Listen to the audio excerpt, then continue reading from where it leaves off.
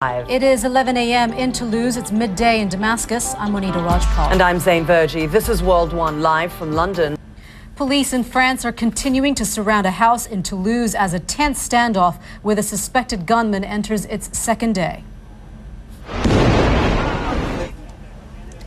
2 hours before police swooped in on the house in Toulouse, the suspect made a call to a French TV network. Mohamed Mira phoned France 24's senior news editor Eba Kalondo, and she's told CNN about their conversation. He said, if I was caught, I would go to prison with my head held high. And should I die, I will die with a smile on my face. Cruikshank is a terrorism analyst. He joins us now here in the studio. Paul, what are you making of all of this?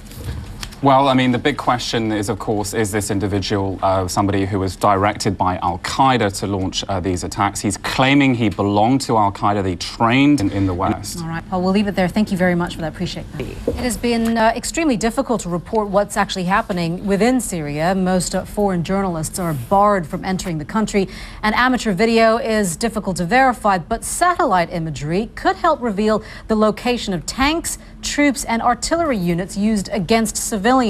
CNN's Tom Foreman takes a closer look.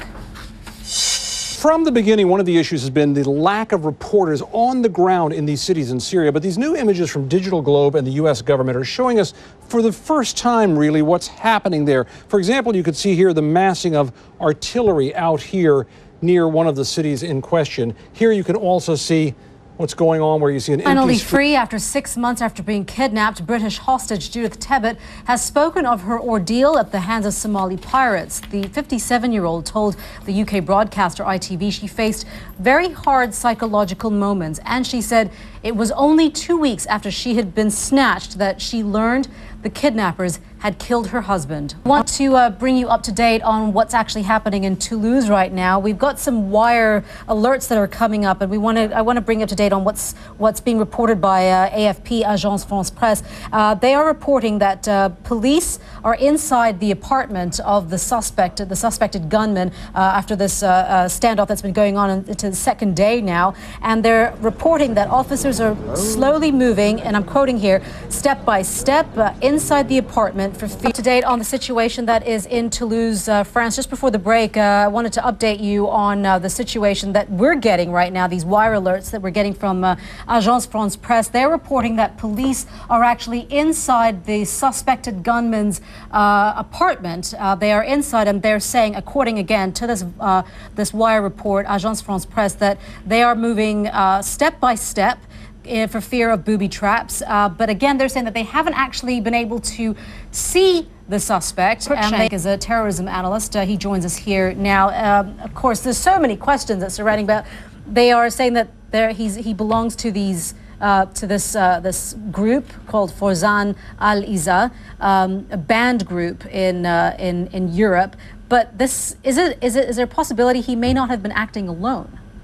Well, this group is a cheerleading group for Al-Qaeda. It's a radical group in France. It was banned in January 2012 for encouraging young French extremists to go to Afghanistan to fight deadly in recent years. And there'd be a fear that this is not going to end well, and that what we've heard and what we've understood about terrorist activities such as this is that there is a sense of martyrdom involved as well.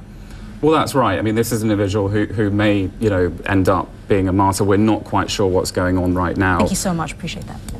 You're watching World One live from London. We want to show you some pictures that were just taken moments ago when we were reporting that gunfire could be heard from the scene of where the suspect is being surrounded by police. Let's just play that for you and see if we can roll that up to where that sound was being, where you could hear that gunshots being fired.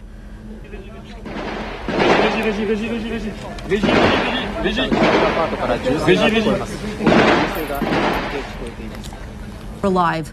We don't know that right now. As soon as we receive confirmation on that, we will bring that to you. But just moments ago, we heard gunfire, and also we heard explosions just preceding that. CNN's Diana Magne is at the scene. Diana, what did you see? What do you know right now? Well, I only know what I heard, Monita, which is, as you say, around 2 minutes of sustained gunfire, which would lead me to assume that the raid, as local media have been reporting, sort of national media have been suggesting, according to their sources, had begun. Dramatic gunfire being heard there in this quiet neighborhood in Toulouse, France, where we again have not received any confirmation yet on the status of the suspect, the suspected gunman, in which this siege has been taking place for the last 2 days. Now, we don't have word whether he is dead or alive, but we did hear intense gunfire, a series of gunfire lasting about 2 minutes or so. And you can imagine it's a very dramatic and also a very frightening situation in what would otherwise have been a very quiet street in Toulouse. Zain? Mark Hecker is a fellow at the French Institute of International Relations. He specializes in security, and he joins us now on the phone from Paris.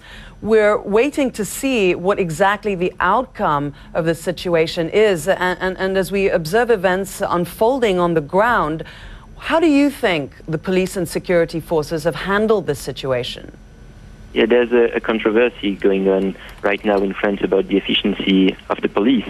It's true that Mohamed Merah managed to go through the net and to kill 7 people, and that's a tragedy, and the police will have to do an after-action. French outlets at this moment are reporting that Mohamed Merah, the suspected gunman, is dead. We haven't been able to independently confirm that. Diana was reporting that just over 10 minutes or so ago, there was a burst of sustained gunfire. There were loud explosions, and then various reports that the police had gone in with stun grenades, and they were carefully combing the suspected shooter's flats, careful of booby traps, and there was some kind of a confrontation.